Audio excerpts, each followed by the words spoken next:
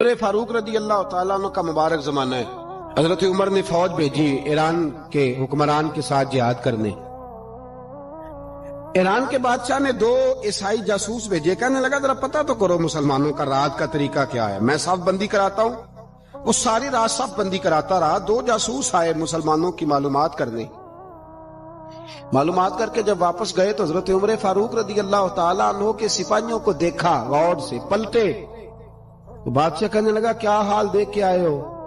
कहने लगा सारे मुसल्ले पे बैठे हुए हैं, जितने घंटे हम वहां रहे हैं मुजाहिदीन मुसल्ले पे रहे, यूं लगता है जैसे उनका दुनियादारी से कोई ताल्लुक। और कहने लगे बादशाह कोई ऐसी ताकत है जिसको वो बुला रहे थे, कोई ऐसी कुव्वत है जिसको वो पुकार रहे थे।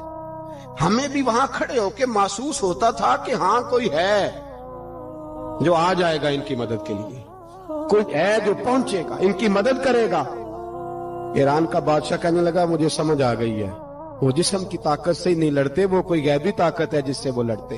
भाई वो गैबी ताकत भी तो हमारे पास हमने नाराज कर लिया ना, वो भी तो नहीं ना, मस्जिद का रुख भी तो कोई नहीं।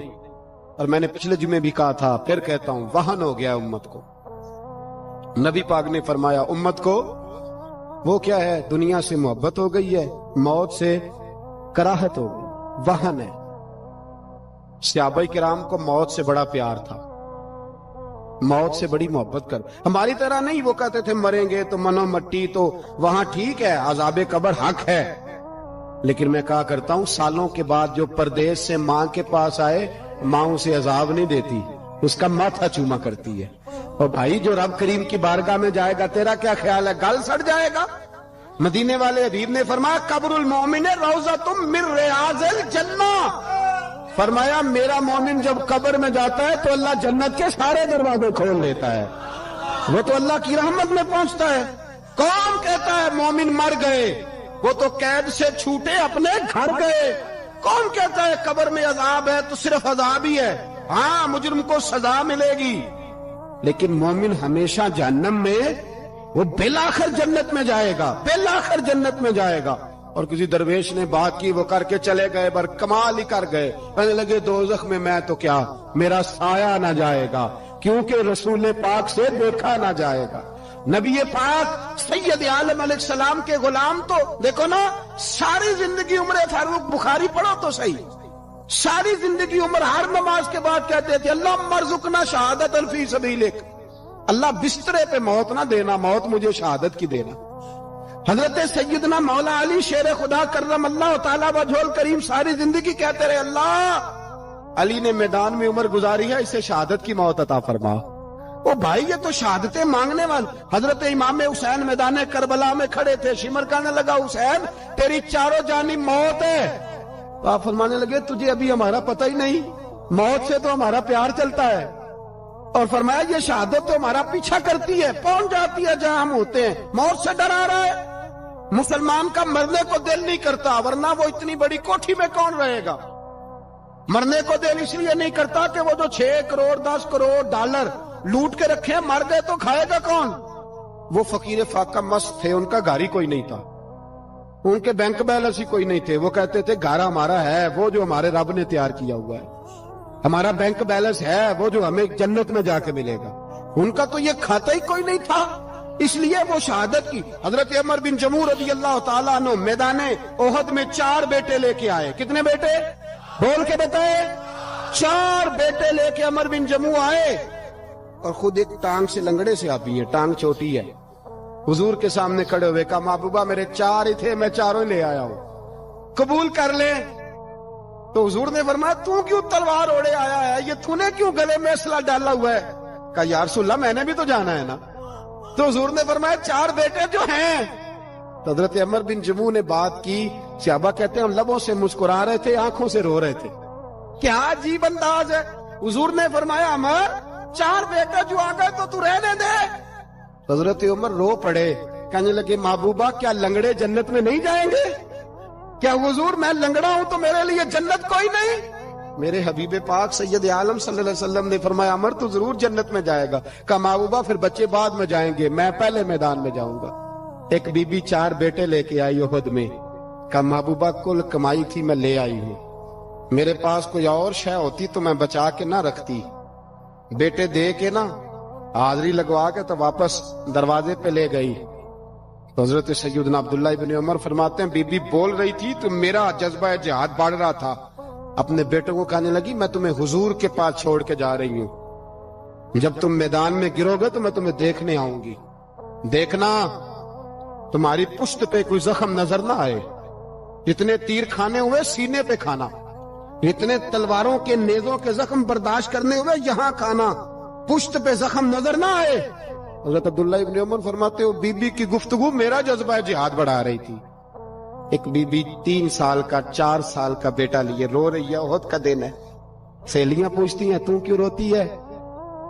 وہ کہتی ہے دیکھو میرا خامد بھی بدر میں شہید ہو گیا، بھائی اور باپ بھی، دل کرتا ہے کوئی جوان بیٹا ہوتا تو آج مصطفیٰ کے ساتھ اسے ہی بھیج دیتی، کوئی جوان میرے پاس ہے ہی 3 سال کا تو کیا کروں، 3-4 سال کا بچہ کیا کرے گا؟ پتہ نہیں کیا دلیل آئی، اچانک اٹھی، بیٹے کو سینے سے لگایا، کپڑا ڈالا، مسجد نبوی پہنچ گئی۔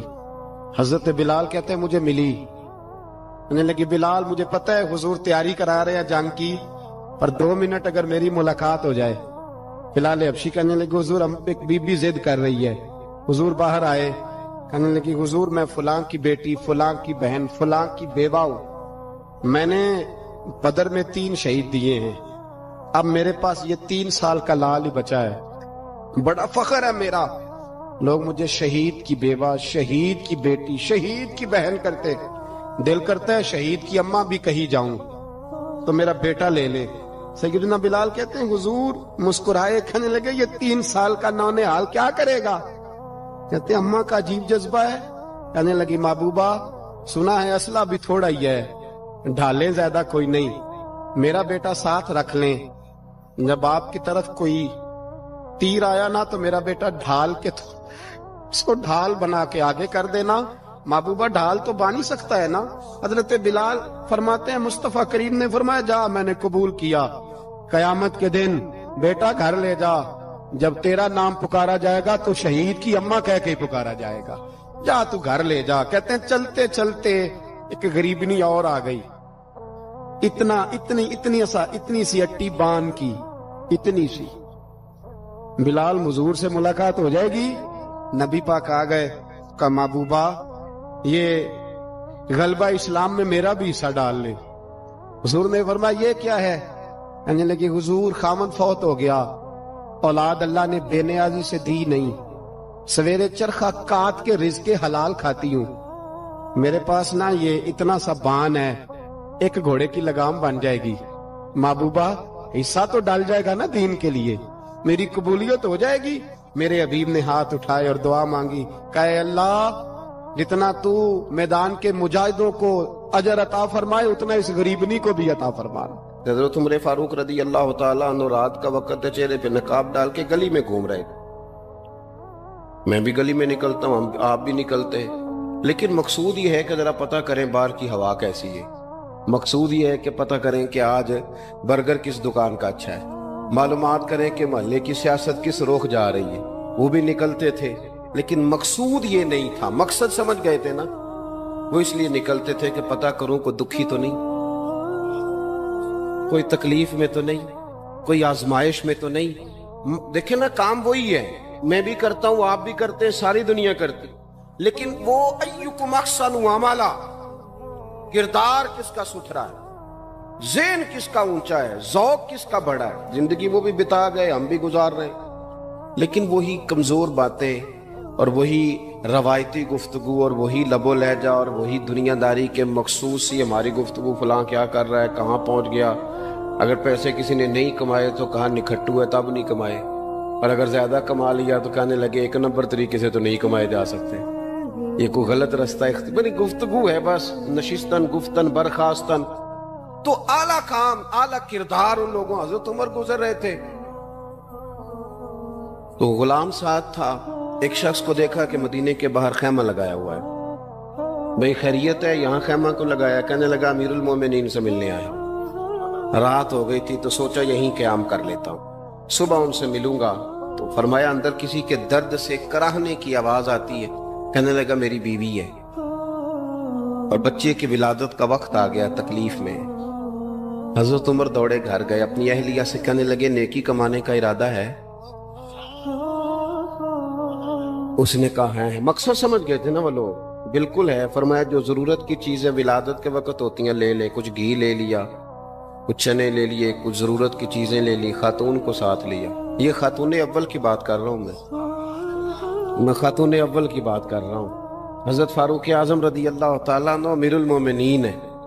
حضرت عمر نے اپنی اہلیہ کو ساتھ لیا, جہاں وہ شخص تھا وہاں آئے. اہلیہ نے حضرت عمر کے ذمہ کام لگایا, آگ جلا لیں, یہ تیل لے لیں, فلاں فلاں چیز گھی میں ڈال لیں, بنانی شروع کر دیں.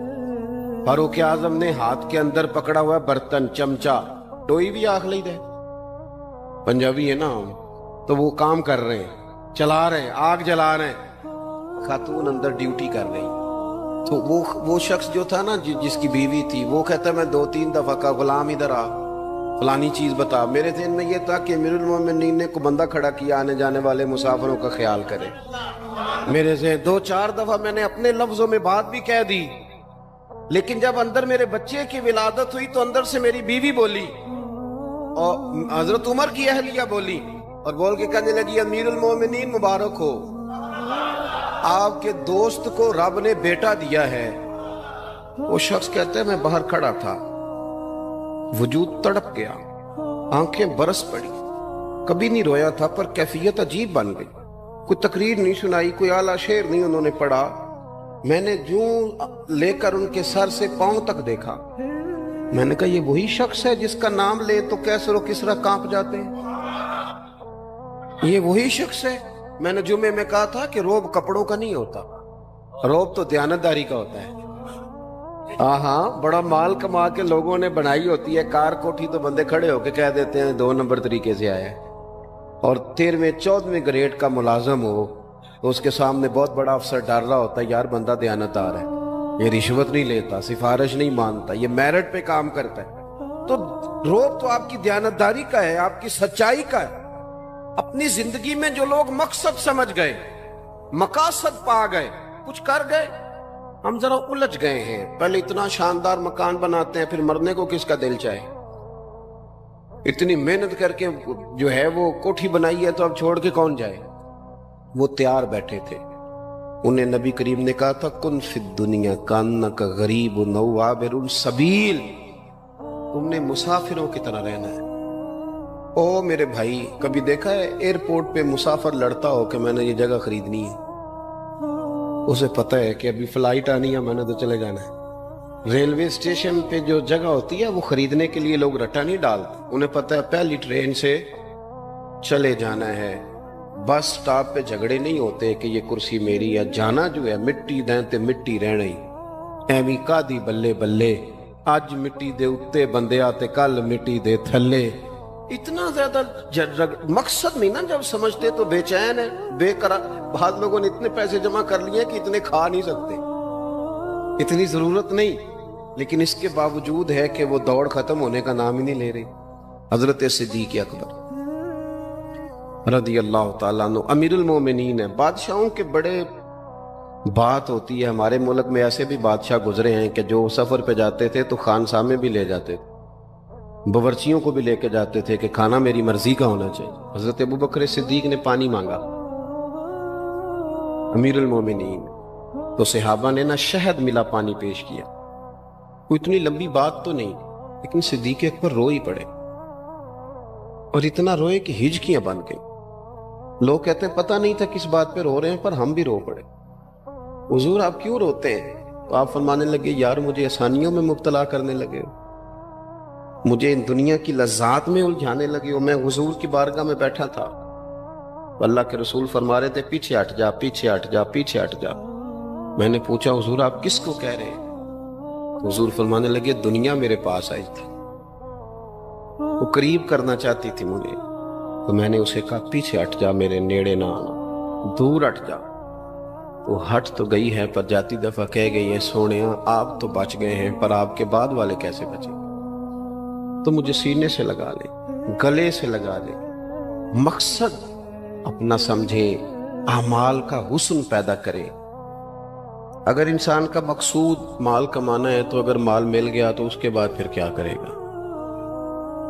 کسی نے طے کر لیا تھا کہ بہت بڑی گاڑی اور بہت بڑا بنگلہ مجھے چاہیے، تو وہ بنگلہ اسے مل گیا، گاڑی آ گئی۔ اب تو مقاصد کیونکہ طے نہیں ہوتے، تو جو چیز انسان چھوٹا سا مقصد طے کرتا ہے وہ اسے حاصل ہو جاتا ہے۔ میں نے ملک سے باہر جانا ہے، گھر سیٹ کرنا ہے، ساتھ والا پلاٹ لینا ہے، ہو گیا سارا کچھ، تو اب وہ پھر انسان بے چین ہو جاتا ہے، پریشان رہتا ہے، کہتا ہے سمجھ نہیں آتی مطلب مقصود کیا ہے۔ اللہ تبارک و تعالیٰ نے تو ایک تنکا بے مقصد پیدا نہیں کیا، اتنا سونا انسان کیسے بے مقصد پیدا کر؟ تو رب کریم نے ہمیں بتایا کہ مقصد تو تمہارا ہے، مقصد ہے الذی خلق الموت والحیات لیبلوکم ایکم احسن عملا۔ اس نے موت اور حیات اس لیے پیدا کی ہے تاکہ پتہ چلے تم میں اچھے عمل کون کرتا ہے، تم کس قدر زیادہ اپنے رب کی عبادت کرتے ہو، کس قدر زیادہ حسن اخلاق کا مظاہرہ کرتے ہو، کس قدر زیادہ لوگوں کی خدمت کرتے ہو، کس قدر زیادہ تم دین کی تبلیغ میں، اشاعت میں، ابلاغ میں، ترویج میں کردار ادا کرتے ہو۔ با مقصد تمہیں بنایا، با مقصد اچھا ترین عمل تم میں سے کون کرتا، اس لیے موت اور حیات پیدا کی تھی کہ تم نے ستھرے سے ستھرے اعمال، بہتر سے بہتر کردار، اعلیٰ سے اعلیٰ تمہارا انداز زندگی۔ دیکھیں ہم نے لوگوں کے ساتھ مل کے رہنا ہوتا ہے، بہت ساری چیزیں ایسی ہوتی ہیں کہ جو تکلیف کا سامان بنتی ہیں۔ اب انہی لوگوں کے ساتھ اللہ نے ہمیں مل کے رہنے کا حکم دیا، ان کے حقوق ادا کرنے کا حکم دیا، تو ساتھ ساتھ نہ درگزر کا بھی کہا، معافی کا بھی کہا۔ جب انسان معافی کر دینے والا ہو جاتا ہے، درگزر والا ہو جاتا ہے، تو پھر وہ بڑا ہو جاتا ہے، بڑے دل والا ہو جاتا ہے، بڑے حوصلے والا ہو جاتا ہے، بڑے ضرب والا ہو جاتا ہے، اس کی زندگی حسین ہوتی۔ تو یہاں آئے تھے کچھ کام کرنے، وہ جو ہم نے مقصود بنائے تھے نا، مطلب اچھے کپڑے، اچھی دنیا داری، اچھی گاڑی، اچھا موبائل سیٹ، وہ چونکہ مقصود نہیں تھا تو ان چیزوں کے حصول کے باوجود بھی لوگ پریشان ہیں۔ مقصود یہ تھا کہ بہترین عمل، سونا عمل، اعلیٰ ترین عمل میرے رسول پاک صلی اللہ علیہ وسلم کے غلاموں نے نا وہ عمل کر کے دکھایا۔ اعلیٰ ترین مزاج رکھتے تھے اور اعلیٰ ترین خدمت، یعنی لوگ ان کا کردار دیکھ کے نا، کردار اور عمل دیکھ کے، ہم تو لمبی تقریریں کرتے ہیں، باتیں کرتے ہیں، بڑا کچھ بتانا پڑتا ہے، لیکن وہ بس تھوڑا سا نا لوگ ان کے پاس اٹھتے بیٹھتے تھے، آتے جاتے تھے۔ اتنی دوڑ ہے کہ آگے بڑھ کے اور لینا ہے، اور لینا ہے، عالم مزید کا رٹا، وہ سمجھ گئے، ہم نہ اڑے ہوئے۔ بہت سارے لوگ ایسے ہیں جنہیں صحیح بات کا پتہ چل گیا ہے، وہ فیصلہ کرنے میں دیر کر رہے ہیں، انہیں سمجھ آ گئی ہے کہ بہتر یہی ہے کہ میں وقت پہ مسجد آیا کروں، انہیں سمجھ آ گئی ہے بہتر یہ ہے کہ سویرے اٹھ کے نا واٹس ایپ بعد میں دیکھوں، پہلے قرآن پاک کی زیارت کر لیا کر۔ سمجھ انہیں ہے، سمجھ ہے کہ باتیں زیادہ کرنے سے بہتر ہے درود و سلام زیادہ پڑھا جائے، پتہ انہیں ہے، وہ فیصلہ ہی نہیں کر رہے، ارادہ نہیں بنا رہے، توجہ نہیں کر رہے۔ جب بہت زیادہ بندہ دنیا داری میں الجھ جاتا ہے نا، بہت زیادہ، آسانیاں تو بندے کو جینے نہیں دیتی۔ پہلے انسان کہتا ہے کہ موٹر سائیکل ہو جائے نا تو چلو سفر آسان ہوگا، پھر موٹر سائیکل کہتا ہے ٹائر 2 ہیں، 4 ٹائروں والی ہونا، چلو مہران ہی ہو جائے خیر ہے، لیکن مہران میں بیٹھتے ہی اسے خیال آتا ہے کہ اس کی تو سیٹیں تنگ ہیں، پھر اس سے بڑی گاڑی چاہیے۔ یہ روز دوڑ ہے، بانج فقیروں کسے نہیں ماریا، اے ہوئی چور اندر دا، یہ دوڑ ہے، یہ ختم۔ حضرت ابوبکر صدیق رضی اللہ تعالیٰ عنہ امیر تھے، ہمیں تو نا جی ایک سے ایک کھانا، اور آج یہ نہیں کھانا، آج میری مرضی کا کھانا، یہ میری مرضی کا، یہ میرے بچے کی مرضی کا، یہ فلانے کی مرضی کا، وہ خواہشات کا انبار، اور نفس بچے کی طرح ہوتا ہے، خواہش پوری کرو تو فوراً ہی دوسری بھی بتا دیتا ہے، دوسری پوری کرو تو تیسری کی بھی خبر دے دیتا ہے۔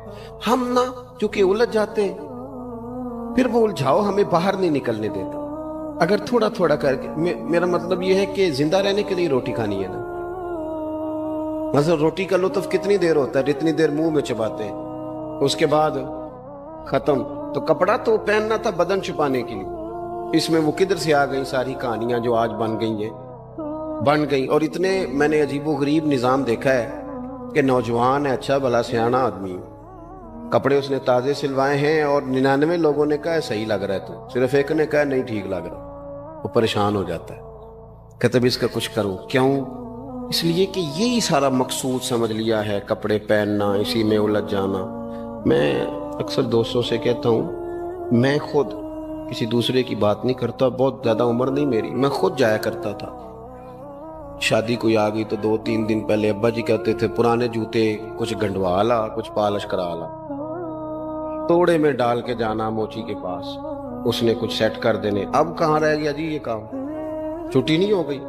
اب کون سا ایسا سلسلہ ہے؟ وہ جو کہیں سے کپڑا تھوڑا پھٹ جاتا تھا نا تو اماں اس کو اس طرح پیوند کراتی تھی کہ ڈیزائن بھی بن جاتا تھا اور کام بھی چل جاتا. کدھر گیا وہ دور؟ لیکن تکلیف دیکھ لیں آج پہلے سے زیادہ ہے، لڑائی پہلے سے زیادہ ہے، آزمائش پہلے سے زیادہ ہے. کیوں؟ جتنی بھی خواہشات آپ بڑھاتے جائیں گے نا مقصد فوت ہوتا جائے گا. جتنی بھی مقصود سفر کرنا ہے، گاڑی دکھانا تو مقصود نہیں نا، لیکن ہمیں وہ والی گاڑی چاہیے کہ لوگ ایک دفعہ انگلی منہ میں ڈالیں کہ وہ خو اس گاڑی پہ بیٹھا ہوا ہے. ہم مقصد سے پیچھے ہٹیں گے جب پھر تکلیف میں آئیں گے، پھر آزمائش. زندگی میں ہم نے جو چیزیں مینج کی ہیں وہ ساری دوسروں کے لیے، ہمارے لیے کوئی شے بھی نہیں. ولیمے پہ گئے تاکہ برادری راضی ہو جائے، تعزیت کے لیے گئے تاکہ محلہ راضی ہو جائے، فلانا کام کیا تاکہ لوگ جو ہیں وہ میرے حق میں ہو جائیں. ساری زندگی دوسروں کے لیے جی کے گزار دی. اور آپ نے 99 نیکیاں کی، ایک خامی آئی تو لوگ تو وہ تھے جو پھر بگڑ گئے. بہتر نہیں بندہ رب کو ہی راضی کرے.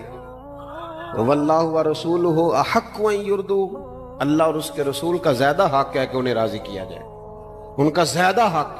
اپنی زندگی میں معاملات کو ترتیب دیں، ایک مخصوص ذہن بنائیں. اتنا سویرے قرآن شریف پڑھنا ہے، اتنا درود پاک، اور یہ راز ہو ہمارا اور ہمارے رب کا، یہ راز ہو. اتنی دیر مصلی پہ بیٹھنا ہے. میرے ایک دوست ہے ڈاکٹر صاحب، میں بیٹھا تھا تو وہ ایک شخص کو کہہ رہے تھے تیرے دل میں کچھ باتیں ہیں نکال دے تاکہ تیری ٹینشن ریلیز ہو جائے، تیری صحت ٹھیک ہو جائے گی. تو بندہ کہہ رہا تھا اچھا ٹھیک ہے ڈاکٹر صاحب. تو میں نے کہا کہ اگر آپ اجازت دیں تو ایک بات میں بھی کر لوں. انہوں نے کہا آپ بھی کر لیں. تو میں نے کہا ڈاکٹر صاحب کچھ دکھ بڑے ذاتی اور نجی ہوتے ہیں، بندہ کسی کے سامنے کہہ ہی نہیں سکتا، بڑے ذاتی قسم کے ہوتے ہیں. وہ آپ کسی کے سامنے جتنا مرضی کوئی قریبی ہو، وہ بندے کی اپنی اندر کی کچھ ایسی تکلیفیں ہوتی ہیں اندر کی. آزم گنڈاں دے وچ گنڈاں 10 کیڑی کھولا، بڑے مسئلے ہوتے ہیں، آپ کیسے بیان کر سکتے ہیں؟ سوال ہی نہیں پیدا ہوتا. تو کہنے لگا پیر صاحب حال تو ہوگا نا. میں نے کہا بالکل ہے. ہمیں ہمارے دین نے دعا سکھائی ہے، جو کسی سے نہیں کہہ سکتے وہ اپنے رب سے کہہ دو.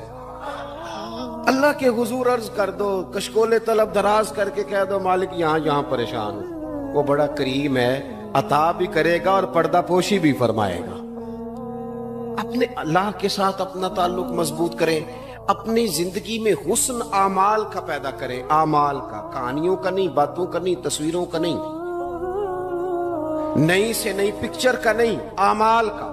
اور خوبصورت ترین طریقہ ہو. دیکھیں نا مشکل سے بھی تو نماز پڑھنی ہے نا. سویرے ابا بڑے غصے میں تھے تو پھر مجھے اٹھنا ہی پڑا، تو اس طرح بھی تو پڑھنی ہے. تو اگر بندہ ذوق سے اٹھے اور ذرا سونا کر کے وضو کرے اور ذرا صحیح کر کے مصلی بچھائے اور سجدہ کرے تو ذرا ذوق سے کرے.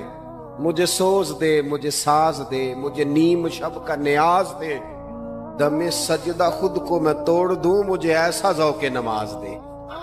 اس ذوق کے ساتھ آگے بڑھے. مقاصد جب بندہ سمجھ جاتا ہے نا، مقاصد، پھر اس کے لیے آسانی ہوتی ہے. میں نے عرض کیا تھا زیادہ باتیں نہیں کرنی، مقصود تو ایک پیغام دینا ہے. اب ہم نے جانے والوں کے لیے کیا کرنا ہے؟ ایک تو یہ کہ اپنا مقصد ٹھیک کرنا ہے کہ جو رخصت ہو گئے اپنے بزرگوں کو نا یاد رکھیں. اصل کام ہے ان کو کھول کے بتائیے. سال کے بعد ختم بڑی اچھی بات ہے، سسماہی ششماہی سیماہی سب ٹھیک ہے، ان کو یاد رکھیں. حضور نہ یاد رکھتے تھے، اپنی والدہ کا ذکر کرتے، اپنے والد کی بات کرتے، اپنے دادا کا ذکر کرتے. اپنے جانے سیدہ خدیجہ الکبریٰ رضی اللہ تعالیٰ عنہ وصال کر گئیں تو حضرت عائشہ کہتی ہیں حضور اکثر گھر میں ان کا ذکر کرتے. اپنے بزرگوں کو یاد رکھیں، ان کا ذکر کریں. ان کو نا والد کے لیے نا والد ہونا شرط ہے، پی ایچ ڈی ہونا شرط نہیں. والد کے لیے والد ہونا شرط ہے، مفتی ہونا شرط. والد ان پڑھ بھی ہو تو بچے کو سمجھانے کا سلیقہ سے اللہ اسے عطا کاری دیتا ہے. ماں بالکل ان پڑھ بھی ہو تو بچوں کو سمجھانے کا طریقہ اللہ اسے ان سے سیکھیں. میرے والدہ اور والدہ دونوں اپنا نام نہیں لکھ سکتے تھے، تو میں اپنے دوستوں سے کہتا ہوں مجھے کبھی موقع ملے تو میں کئی جلدوں میں کتاب لکھ سکتا ہوں اپنے ماں باپ. اس لیے کہ وہ جو ہمیں سکھا گئے، جو بتا گئے، وہ انہی کا خاصہ تھا. تو اپنے ایک تو جانے والوں کو یاد رکھیں، دوسرا ان کے لیے دعا کریں تو درد سے کریں، سونی کر کے کریں، صحیح کر کے کریں، اکیلے بیٹھ کے کریں. دعا کا سب سے زیادہ تعلق آپ کے دل کی آواز کے ساتھ ہوتا ہے. اور جس طرز میں حضور نے ہمیں حدیث سکھائی ہے نا، اس رنگ میں کبھی آپ حدیث کو سیکھیں، سمجھے نا. حضور فرماتے ہیں جس طرح دریا میں ڈوبنے والا سہارا تلاش کرتا، دریا میں اسے کتنی کو جلدی ہوتی ہے، غوطے لگ رہے ہوتے ہیں. وہ اس طرح کا نہیں ہوتا کہ میں عصر کی نماز کے بعد پھر آؤں گا تجھے نکالنے، اس طرح تو نہیں نہ ہوتا. دریا میں ڈوبنے والا اس طرح کشتی سہارا تلاش کرتا ہے، حضور فرماتے ہیں اس طرح قبر میں جانے والا دعاؤں کا انتظار کرتا ہے. آپ نے دیر کر دی دعا مانگنے میں، ختم دلانے میں دیر کر دی. خود صبح و شام ہمہ وقت دعا. ابھی آپ آیتیں سن رہے تھے سورہ ابراہیم کی، اللہ نے نماز میں رکھ دی، ربنا اغفر لی ولی وللمؤمنین یوم یقوم الحساب.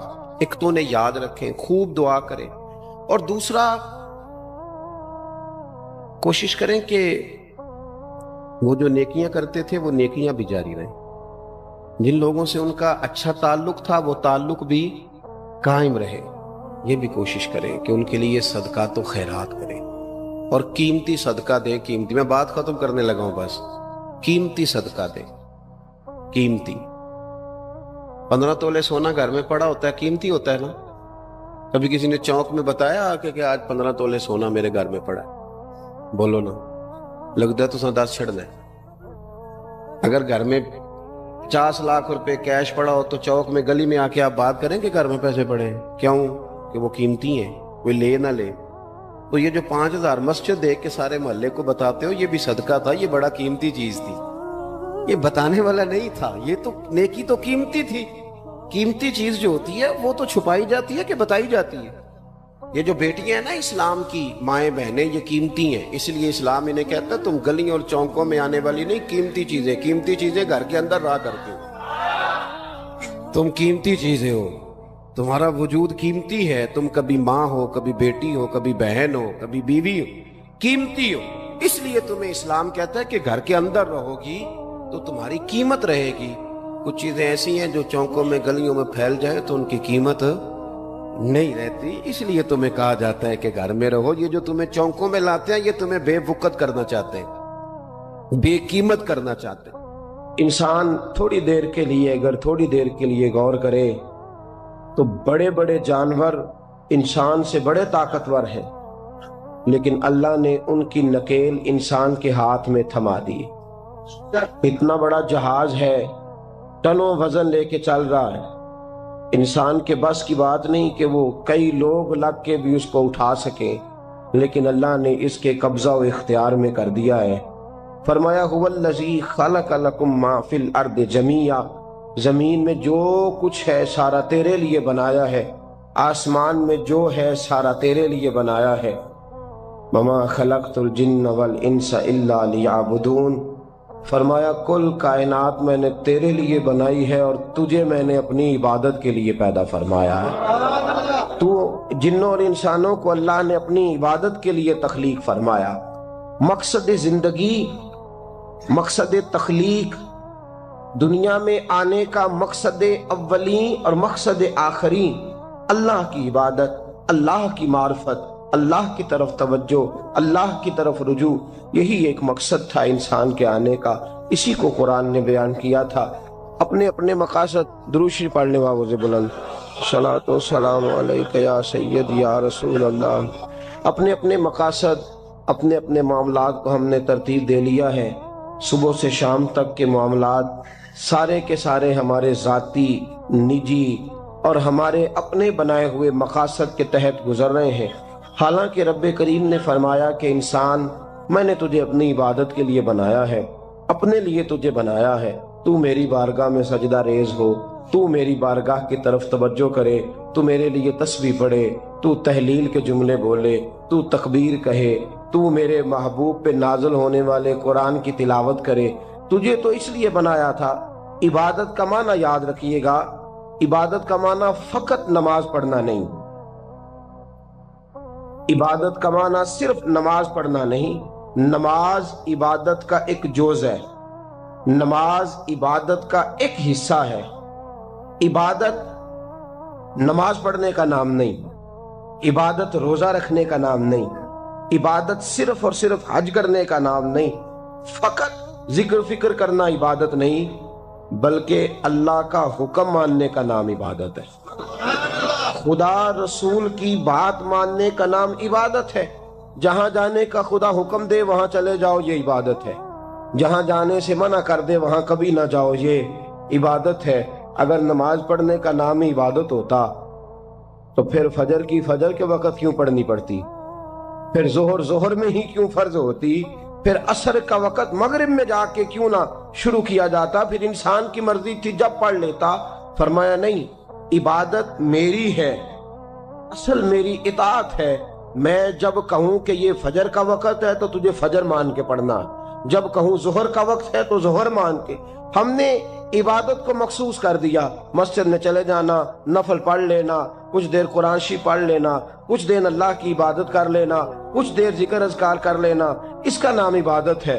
اور باہر نکل کے بے شک جھوٹ بولے، باہر نکل کے بے شک غیبت کرے، باہر نکلے اور کم تولے، باہر نکلے اور اپنی من مرضی کرے، تو یہ عبادت نہیں۔ اس لیے کہ ہم اس خدا کے ماننے والے ہیں جو صرف مسجد میں نہیں ہوتا، بلکہ جلوہ تیری ذات کا کو بکو ہے، میں جدھر دیکھتا ہوں ادھر تو ہی تو ہے۔ ہمارا خدا صرف مسجد میں نہیں ہے، اللہ ہر جگہ ہے۔ جے میں تینوں اندر جانا پھر مقید جانا، جے میں تینوں باہر سمجھا اندر کون سمانا، اندر بھی تویں باہر بھی تویں وچ بلا کون نمانا۔ اصل بات یہ ہے کہ جب خدا ہر جگہ ہے تو اللہ تبارک و تعالیٰ کا حکم ہر جگہ ماننا ہے، ہر جگہ اطاعت کرنی ہے، ہر لحاظ سے۔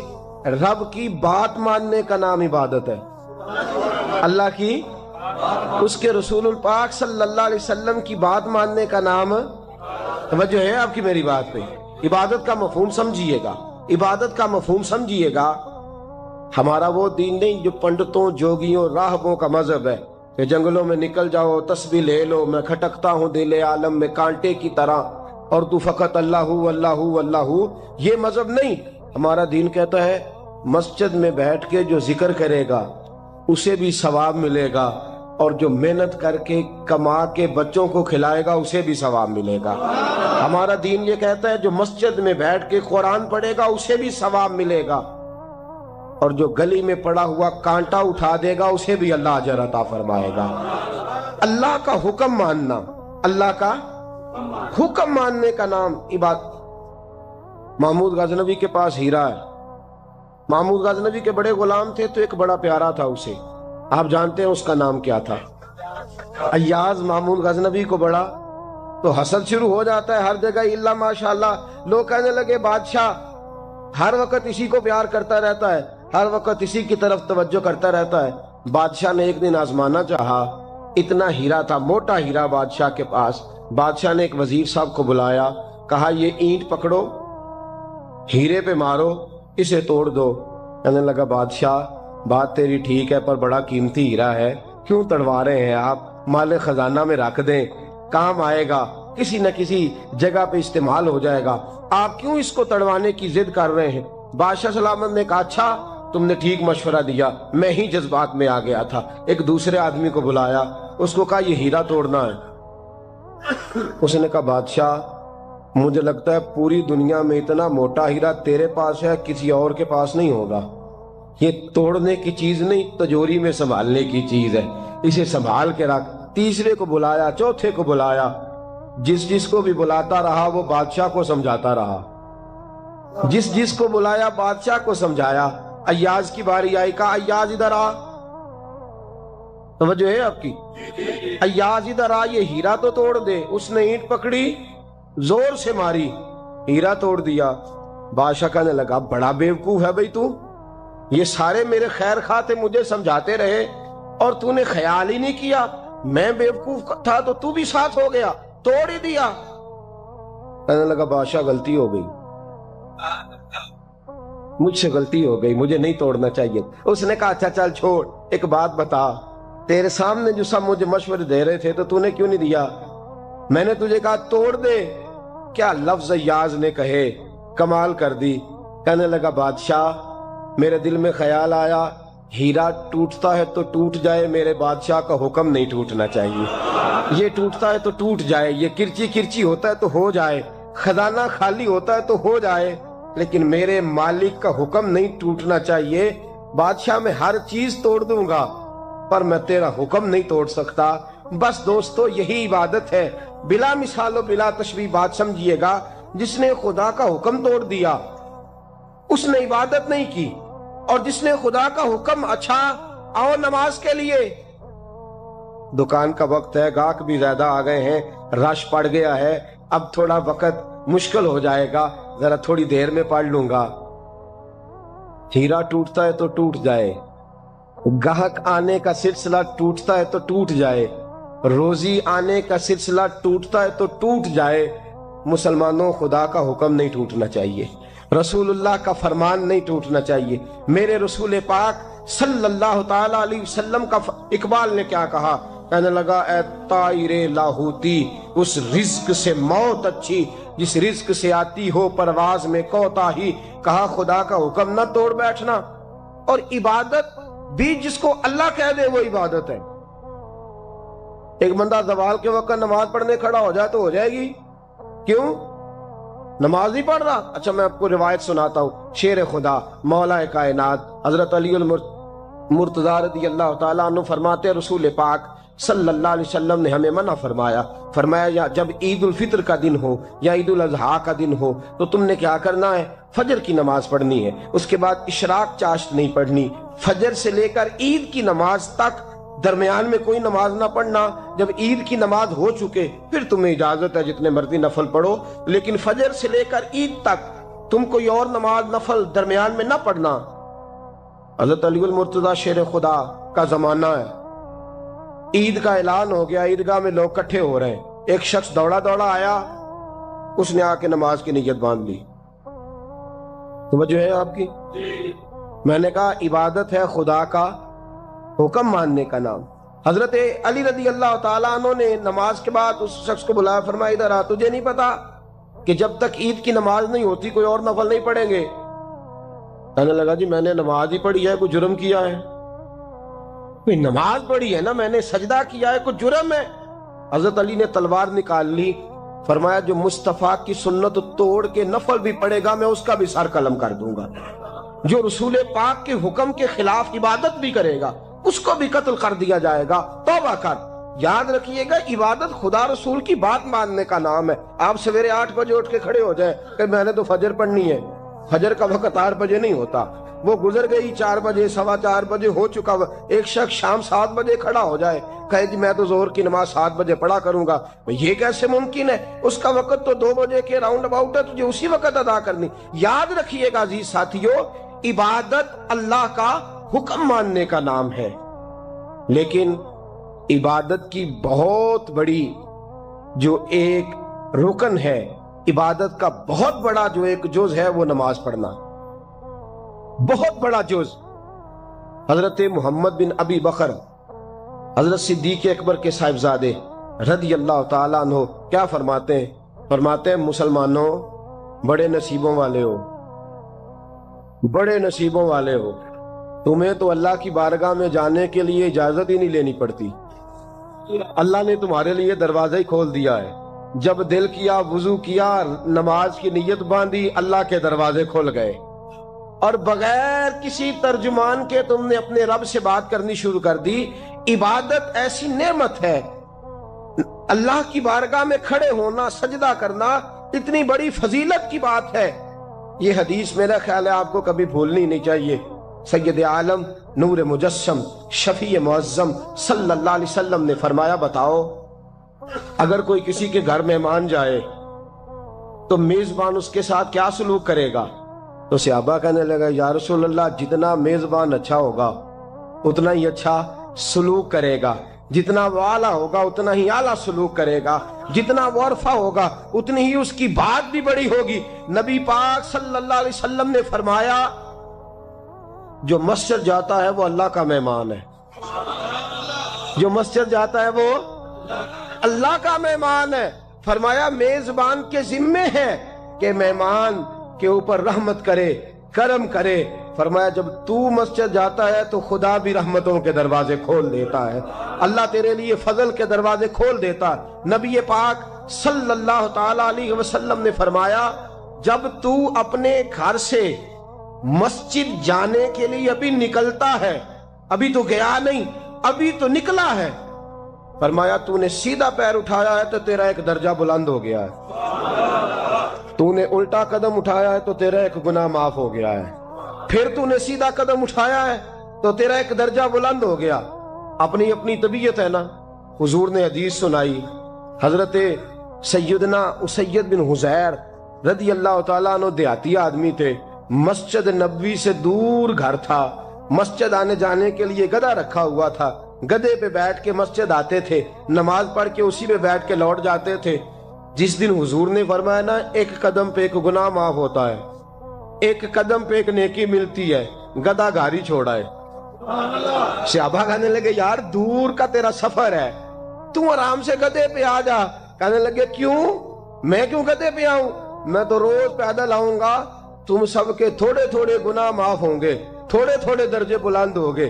میں نے چونکہ دور سے آنا ہے، اللہ میرے زیادہ گناہ معاف فرمائے گا، میرے زیادہ درجے بلند فرمائے گا، میرے اوپر زیادہ کرم نوازی فرمائے گا۔ جو مسجد کی طرف چل کے آیا ایک ایک قدم پر اللہ اس کے درجے بلند کرے گا، ایک ایک قدم پہ اللہ اس کے گناہ معاف کرے گا۔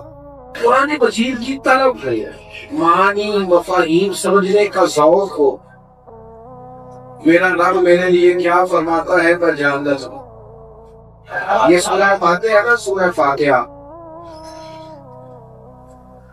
اللہ کا فضل ہے مسلمانوں کے بچوں بچے ہوا کی بچے بچے کی زبان پر جاری ہو جائے۔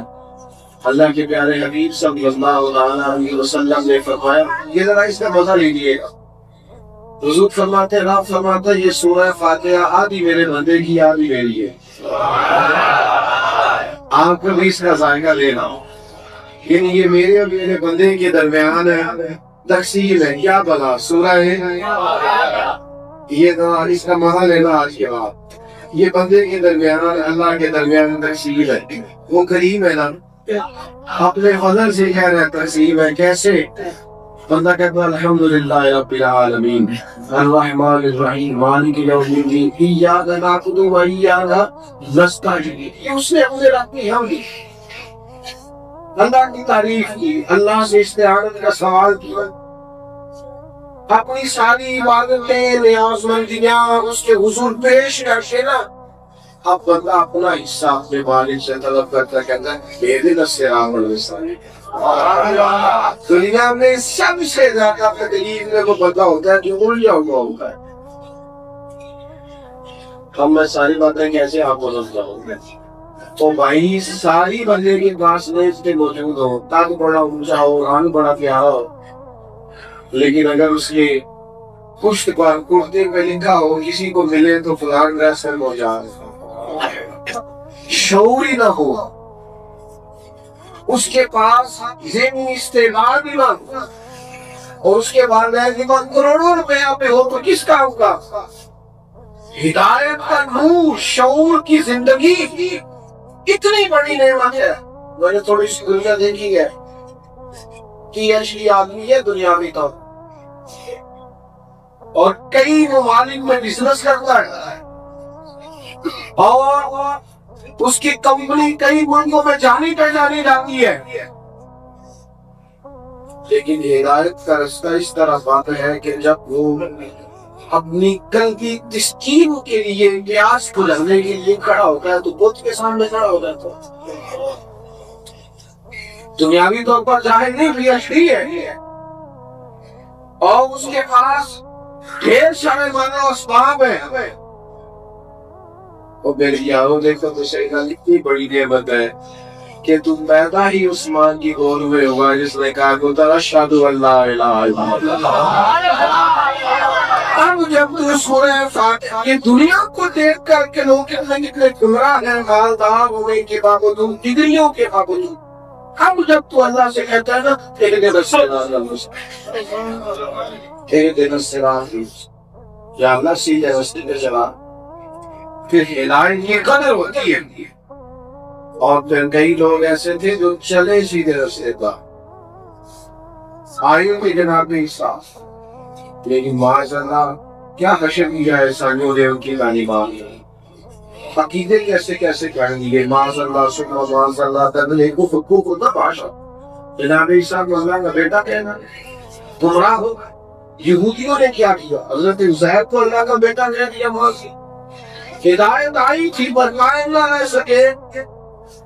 یا اللہ ہدایت دے اور صراط الذین انعمت علیہم، کون والی لینا جن پر تو انعام فرمائے، غیر المغضوب علیہم ولا الضالین، ان کے راستے سے بچانا جن پر تیرا غضب ہو، جو گمراہ ہو گئے، جو راہ سے بھٹک گئے. اللہ فرماتا ہے میری اور میرے بندے کے درمیان یہ سورت جو ہے یہ تقسیم آئی. اگر آپ کا قرآن مجید کے ساتھ ہو جائے لگاؤ، اگر ہو جائے اسے سیکھنے سے پڑھا تو آپ یہی کریں جتنی لذت انسان کی روح کو قرآن مجید پڑھ کے نصیب ہوتی ہے، جتنی قرآن مجید پڑھ کے نصیب ہوتی ہے. ایک بہت پریشان دوست میرے پاس آئے اور سمجھدار ہیں، مالدار ہیں، بڑے لکھے ہیں اور معاملات دنیا میں سمجھتے ہیں، تو وہ آگے کہتے ہیں ایک کنجی کھولتا ہوں تو دوسری میرے لیے اور پریشانی والی بن جاتا ہے. ساری زندگی یوں ہی گزر گئی ہے، ایک مسئلہ حل کیا دوسرا تیار رہا ہے. زندگی جبر مسلسل کی طرح کاٹی ہے. بڑی تکلیف میں ہوتی مجھے رمش آپ بتائے میں کیا پڑھوں. تو میرے ان دنوں خود زیر مطالعہ سورہ یوسف میں نے اسے کہا آپ غور سے سورہ یوسف کا مطالعہ. یہ حضرت یوسف یہ نا جو پہلے باپ کے لاڈلے، یہ وہی جناب یوسف ہے جو پھر گمے ہوئے، یہ پھر وہی جناب یوسف ہے یہ مصر کے بازار میں، یہ وہی ہیں جو بعد میں شہزادے اور بڑی ان کی اعلیٰ عرفہ خدمت ہوتی ہے. وہی جناب یوسف جیل میں ہے، لیکن میرا مالک ہے نا وہ عطا کرنے پہ آیا ہے، تو جس ملک کے وہ کہتی تھی اسی ملک کا انہیں حکمران بنا دیا. یہی انسانی زندگی کی حقیقت ہے. قرآن نے بڑے واقعات بیان کیے، لیکن اس کے بارے میں کہا نحن نقص علیک احسن القصص. یہ جو واقعہ ہے یہ بڑا عظیم ہے، یہ انسانی زندگی کے اتار چڑھاؤ کا بیان ہے. یہ آپ کو متجدد سکھائے گا کہ زندگی میں اسپیڈ بریکر بھی آئیں گے، کبھی کبھی گلیوں میں پانی بھی آئے گا، اور کبھی کبھی ایسا بھی ہوگا کہ آپ کو رات کو اٹھ کے بھی کچھ مشکلات کے بارے میں سوچنا پڑے گا. لیکن رب کریم کی رحمت اگر انسان کے ساتھ ہے اور اس کی توجہ اپنے والی کی طرف ہے تو پھر اللہ تعالیٰ اسے اعزاز کی منزلیں بھی عطا کرتے ہیں. قرآن مجید سے دلچسپی پیدا کریں. قرآن مجید سورہ یاسین کو ہم دیکھتے ہیں، ایک فصل میں اللہ تعالیٰ نے 2 نبی بھیجے، لوگوں نے بات نہیں مانی. ایک اور ہے اب یہاں تبلیغ و ارشاد کا کام کرنے والے جتنے پریشان ہوتے ہیں وہاں کچھ بولی اتنی محنت ہے، اتنی جدوجہد ہے، کچھ لوگ تو نہیں سنتے. 3 پیغمبر بھیجے ہیں، لیکن جب لوگوں نے بات نہیں مانی تو کیا جملہ کہا انبیاء نے، کیسا حسین ہے. کہا بھائی وما علینا الا البلاغ المبین، ہمارے ذمہ تو کھول کر بیان کرنا کو ہم نے کرنی ہے، باقی ہدایت تو اللہ کے راستے پر. تو میرے عزیز ٹھہراؤ پیدا ہوگا، زندگی سمت کا تعین کرے گا. آپ محسوس کریں گے کہ ہم ایک ٹھہراؤ کا شکار ہے. جو بندہ جہاں بھی ہوگا عجیب سے اطمینان اپنی طبیعت میں پیدا کرے گا. شرط یہ ہے کہ وہ قرآن پاک کا طالب علم.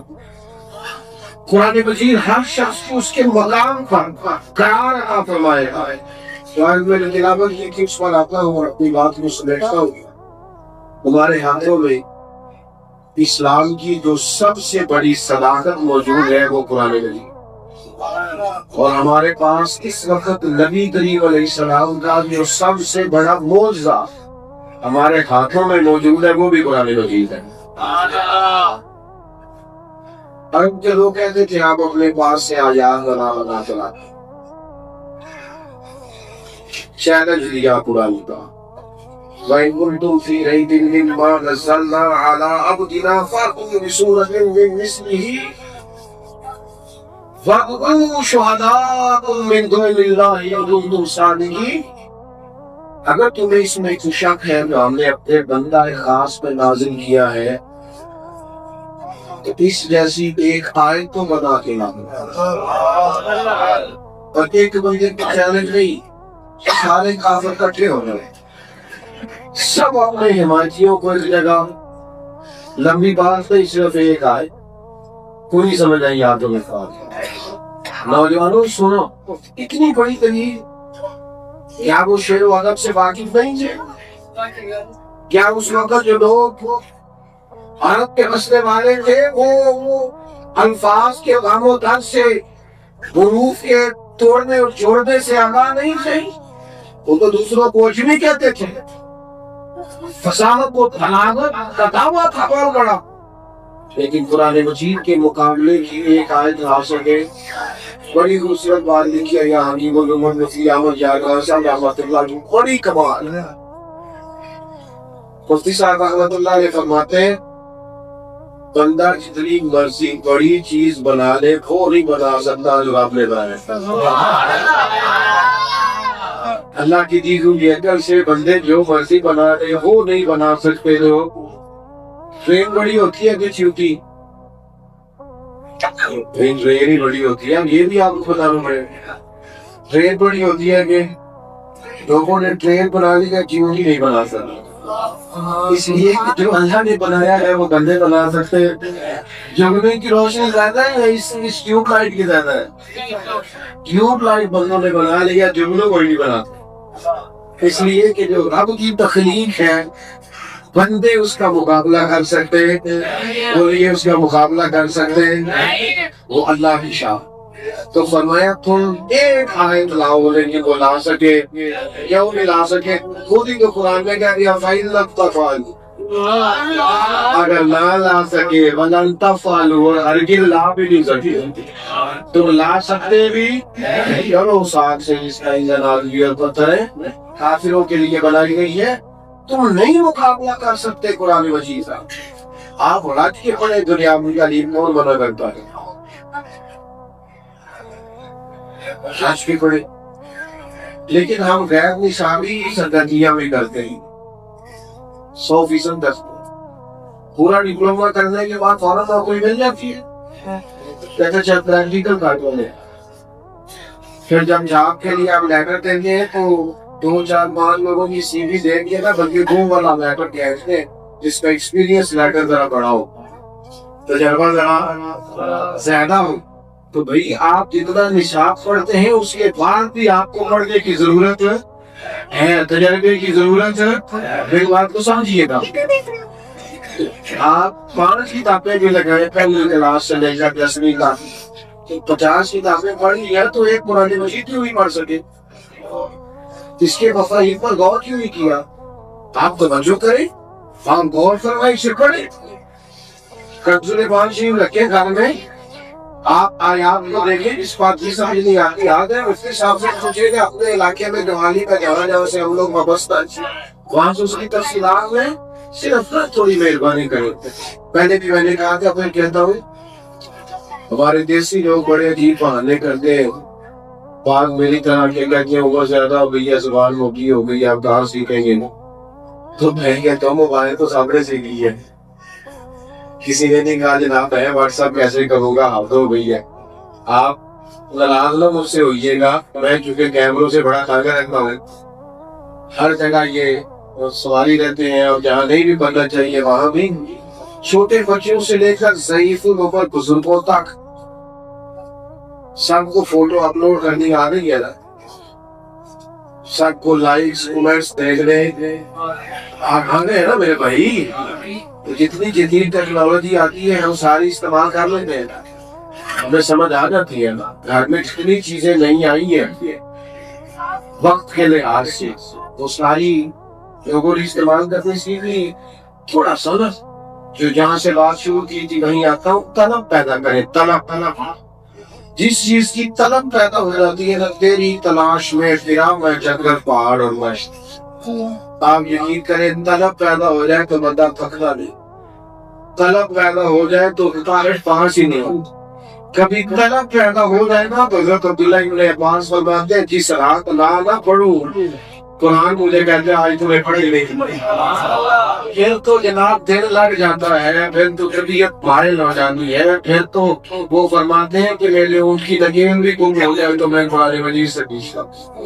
طلب پیدا کریں گے، ذوق پیدا کریں گے. آپ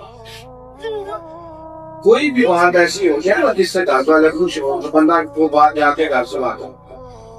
تو وہی آپ نے جو آیات سیکھی، جو ترجمہ سیکھا، جو جہاں سے کچھ پڑھا، تھوڑا سا کبھی اسے بھی کھول لے گھر کے اندر، تھوڑا سا غور کر لے گا. یہ آپ آج کمال ہو گئی ہے، یہ بات یہ پہلی دفعہ میں نے سنی، یہ پہلی دفعہ سمجھ لیا. یہ بھی رنگ ہے طلب پیدا کرے. دین بڑا مزہ، جو دین کے طالب علم ہو جاتے ہیں نا آپ یقین کریں، اور پتہ ساری زندگی طالب علم رہتا ہے. وہ نئی سے نئی چیز پڑھتا ہے نا. ابھی بھی کبھی بیٹھے ہوتے ہیں تو پھر اچھی پینسل سے حاشیہ لگاتے ہیں جملے کے نیچے، یہ کیا لکھ لیا یار مفسرین، کمال ہو گئی. اور پھر اس کا لطف لیتے ہیں کئی دنوں، کئی راتوں اس کا مزہ لیتے رہتے ہیں. یہ ذوق پیدا کریں. اللہ کی بارگاہ میں دعا کرتا ہوں اللہ تبارک و تعالی جن کلاسز کا آغاز کیا جا چکا ہے اور کیا جا رہا ہے، اللہ تعالیٰ سب کو کامیاب فرمائے.